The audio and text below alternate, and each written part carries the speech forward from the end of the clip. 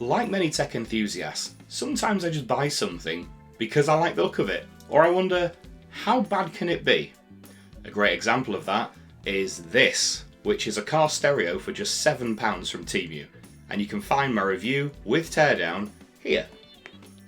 It turns out it actually wasn't as bad as I thought it would be. For a start, it worked, which was a minor miracle given how much it cost, but the sound quality was passable, and although it gave nowhere near the power output it stated on the box, it does the job. And yeah, I'm actually quite surprised. It's got a variety of inputs, and yeah, it works, which is, I guess, the important thing. And then I thought, what else is out there for a ludicrously low price that might actually do the job fairly well? And the first thing I thought of was Bluetooth speakers, because I, like many other people, own a couple of them. There's one in the garage for when I'm working on the cars, and I also have the middle of the market Anchor or Soundcore or whatever they call themselves these days speaker that I take with me when I go camping or travelling. It's a really handy thing to have, and the sound quality is surprisingly good. I bought it based on reviews, and to be honest, not disappointed. And it's now 3 years old, has seen all kinds of bad weather, and I know I should keep it dry, blah blah blah, but it still works, and that's just great.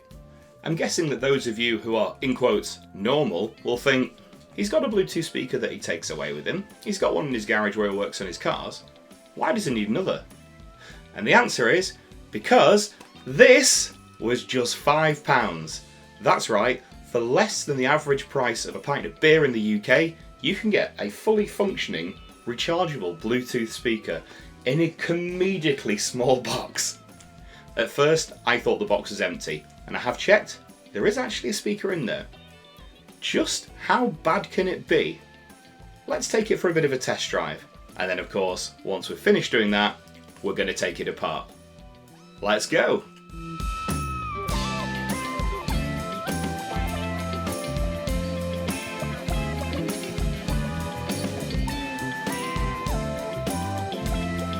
A familiar sight for many of you, the first thing we're going to do is weigh it.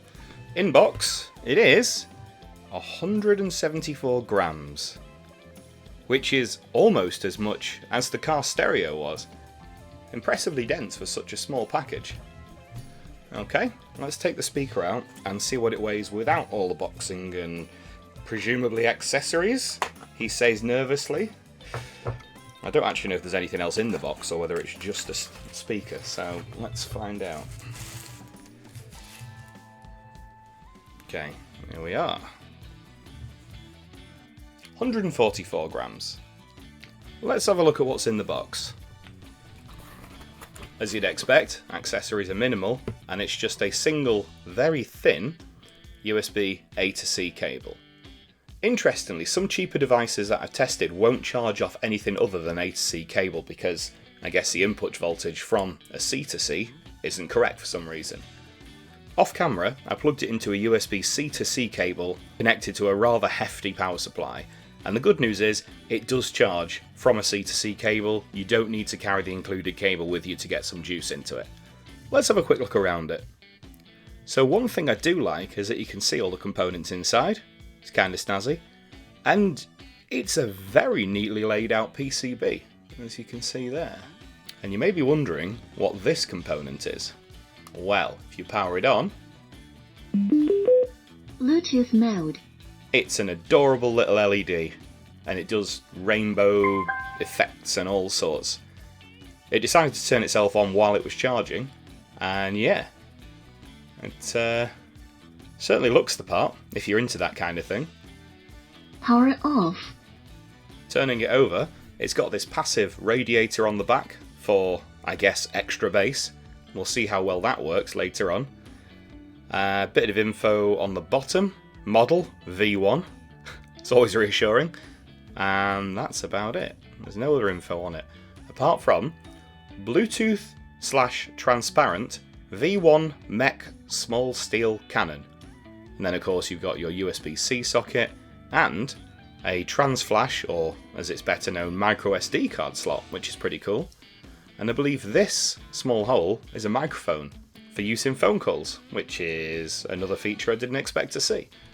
Before we take it apart and find out what's inside, just in case it won't go back together, because although I can see what appears to be 4 screws, a lot of the time these are just for show, and you can't really get them back together once they've been stripped down. So we're going to err on the side of caution, give it a thorough testing, and then we'll break her open. A quick change of venue, and we're back.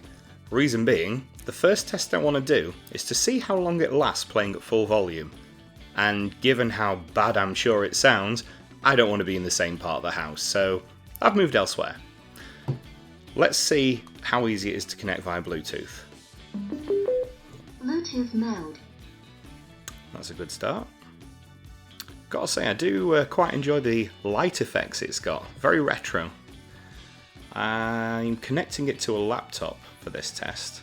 It's always a bit more interesting to get Windows to try and talk to Bluetooth things. Ah, a device called V1 has just popped up. That's suspicious. Okay. It says it's connected. If we go to the audio mixer, it reckons it's there. Let's try playing some music.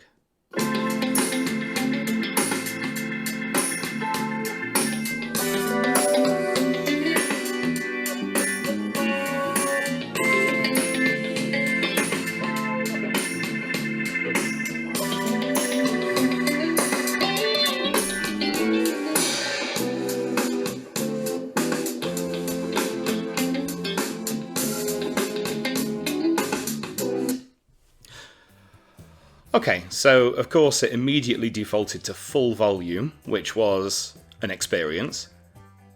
I've got to say though, it's not as bad as I thought it would be. We're going to do a little bit more audio testing later, but now we've got it connected, what I'm going to do is leave it here. I'm going to get a clock we can put in the background, and we'll see just how long it lasts at full volume. 3, 2, 1...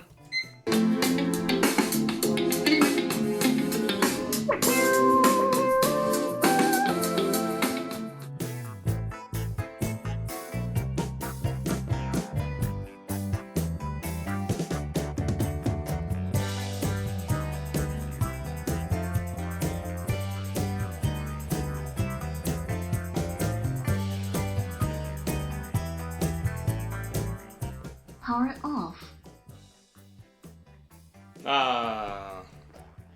Charging via either the included USB cable or using my own gave the same readings, a maximum of 0.5 amps at 5 volts for a total of 2.5 watts. Not the quickest, a total charge of 268 mAh was recorded by this power meter. And we're back! Given that that was at full whack and this thing is absolutely tiny, I think it did alright there. Gotta say, fairly impressed. Next we're going to jump onto the 20Hz to 20kHz frequency sweep. I've got the camera nice and close so you can see the movement of the driver. I will try and narrate as we go, but I am acutely aware that, especially in the mid-range, this thing is probably going to be incredibly loud, so I may have to come back to you at the end. Starting with 20Hz and sweeping up. So at really low frequencies, we're about 28Hz there, there's basically no movement of the driver, so I think it's got some kind of digital EQ built in.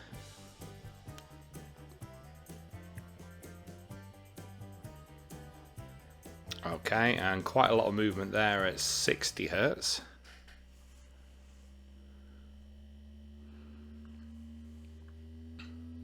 It's just about becoming audible. That's 100Hz.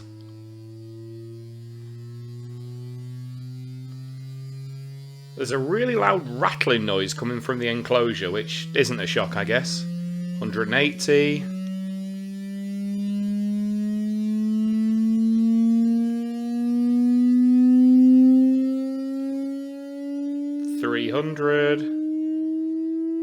Oh wow, that's loud. I think we've just hit resonant frequency possibly. 500.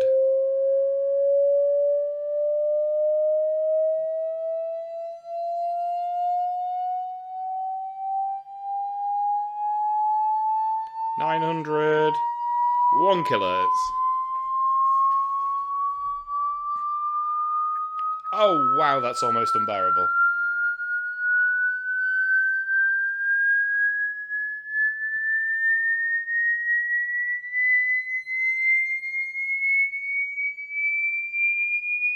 2.5.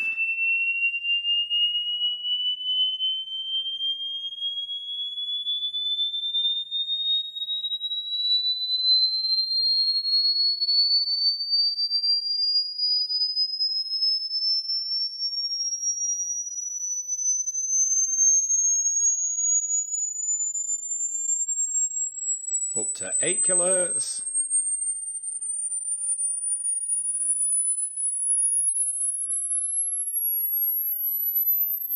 That's 13, and it's just starting to drop off.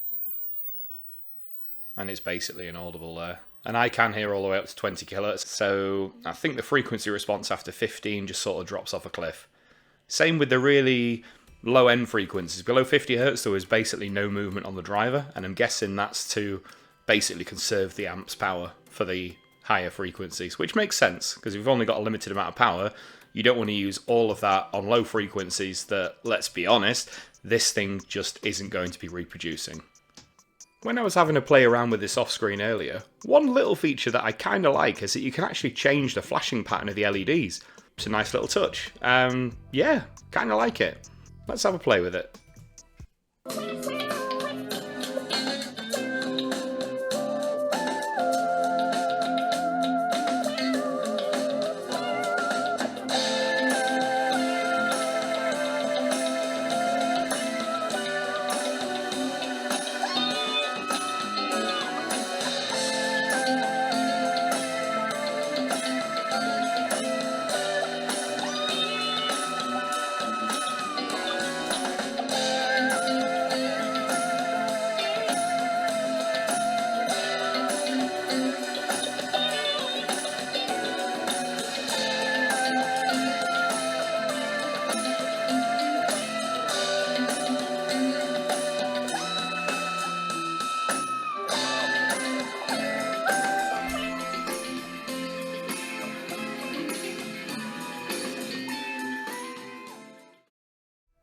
This is definitely the bit I've been waiting for. Let's see what's inside. So it looks like there's 4 screws holding it together here, but as I mentioned earlier, I'm not confident that these are actually what holds it together. It could be glued, who knows. Although, a good start is that they are actually screws and not just plastic imitation screw heads. I'll keep all the bits and pieces together because I don't really want to admit it to the greater world, but I quite like this little thing. Sure, the Anchor, sound core, whatever you want to call it, is great, but in terms of sheer portability, this thing would just take absolutely no room in a bag or even a trouser pocket. It would fit in there quite happily. So, in certain circumstances, that for me would kind of trump the whole audio quality issue because it's not actually that bad. Let's see if that will pop apart now. No. Or is it just the front? Oh, there we go. And the button covers are fallen off, so we'll keep those safe. This little plastic insert. It seems to sort of be built in layers. You can see there are small crosshead screws. A few, 4 on the circuit board and then 2 on this side. So, let's pull those out. Gotta say as well, it's currently one of the nicest days of the year so far. Bear in mind we're in March, and it really speaks volumes, no pun intended, that I'm choosing to sit inside taking apart a Bluetooth speaker for your enjoyment. Am I just that dedicated? Or do I really need to reassess my priorities? I'll let you decide. Nope, those screws aren't coming out. They've loosened, but they don't want to come away from the housing. That's okay.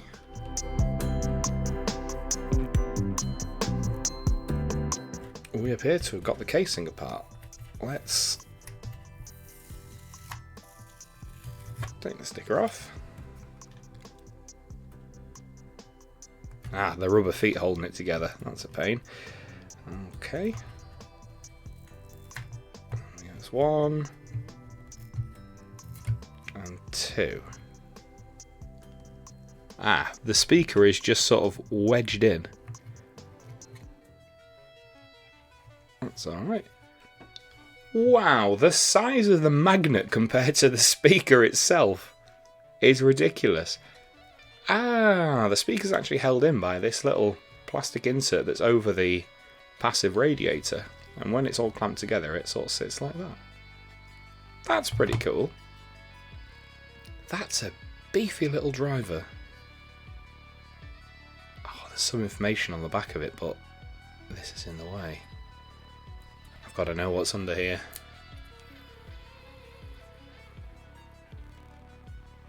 Absolutely nothing useful by the look of it.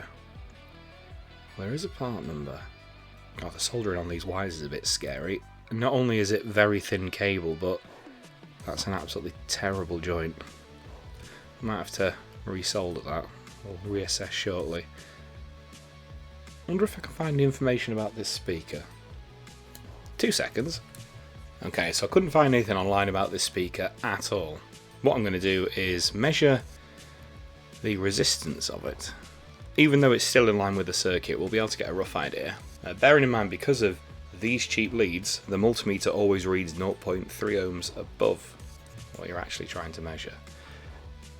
Oh, that's very low. So it'll be about 2.7 ohms. Blimey. Okay. Fair enough. That's lower than I expected. And then we've got this lithium ion cell. Let's have a look at 300 milliampere hours, which ties in really closely with what we got from a full charge earlier, so that's interesting. Okay, nice little cell with decent tag connectors on each end. It's remarkably well put together for what it is, I have to say. And finally, let's have a look at the circuitry. There's not a hope in anything that I'm going to be able to read the information on what I assume is the power amplifier here, because I would guess that this is going to be the battery controller. Let's get the magnifier out. That's still comically small. I think I'm going to have to invest in some kind of microscope or camera able to really zoom in on things, because it's not the first time this has happened. And as I delve deeper into the lands of cheap electronics, we want to be able to really understand what's going on. And that is difficult when you can't actually see anything. It doesn't help that the part number of the amplifier chip is very long, although it does have AB written on it in large letters. So I'm guessing it's a class AB amplifier, but last time I guessed this, I was completely wrong. So we're going to do some homework and find out what's what.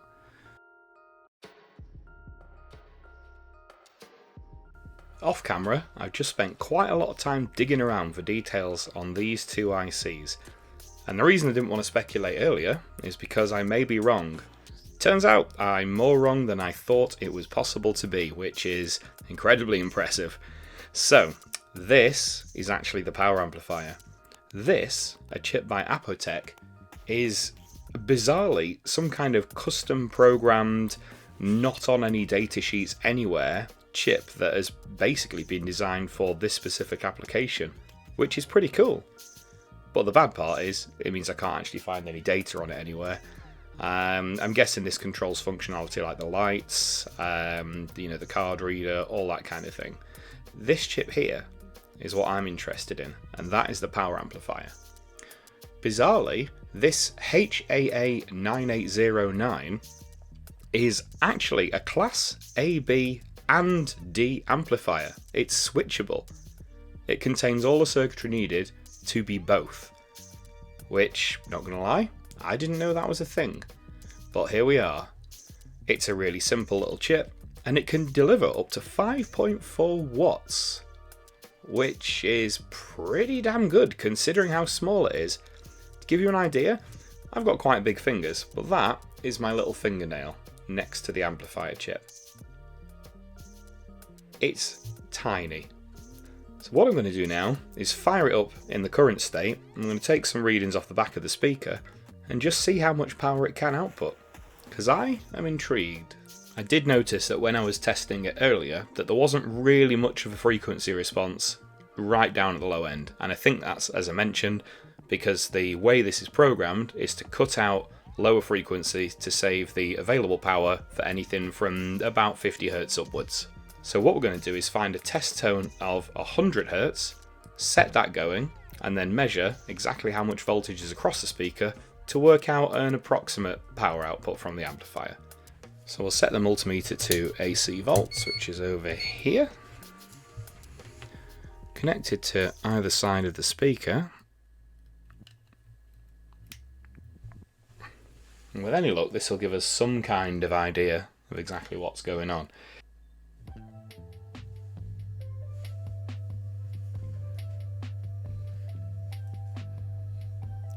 So that is 100 Hz, and that speaker is moving a lot. And we've got a voltage of pretty much 1.5 volts. Impressively, it doesn't sound like there's any distortion there at all, so I think the amplifier is capable of more, but when they've set this up, they've sort of limited the output power to stop it distorting, which is a nice touch. So with that particular frequency, 100 Hz, into this unit, that gave us an output power of 0.83 watts. I'm just looking up some of the specs for this chip in the background. See, I don't know if it's wired to be in class D mode or class AB, because in AB it's only rated to 2 watts. Let's try a different frequency. Let's go for 50 Hz just out of interest and see if there's anything more there.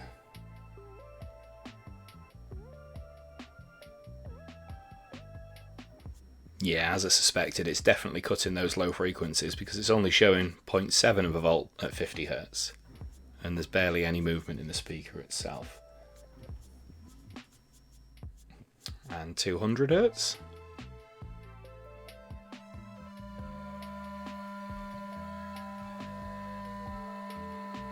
The same sort of 1.5 volt level.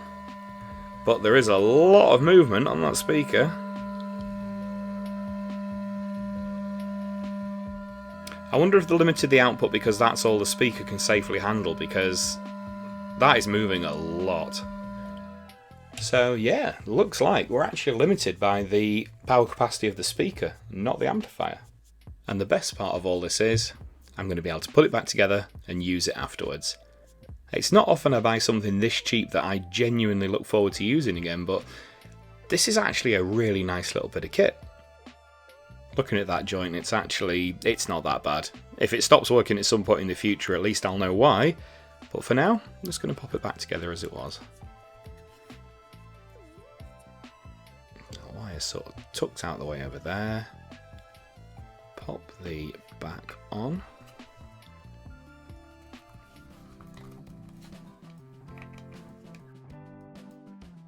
Probably should have turned it off really before doing this. Let's do that now.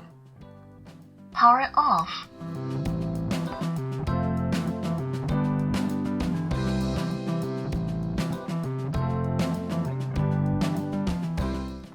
Now that's all 6 screws back there. Is that the right way? No, it's not. That's the outside.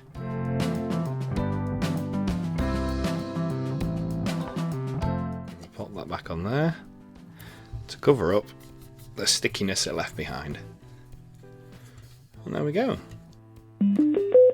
Bluetooth mode. Yeah, seems happy enough. I can't believe it's back together. Power off.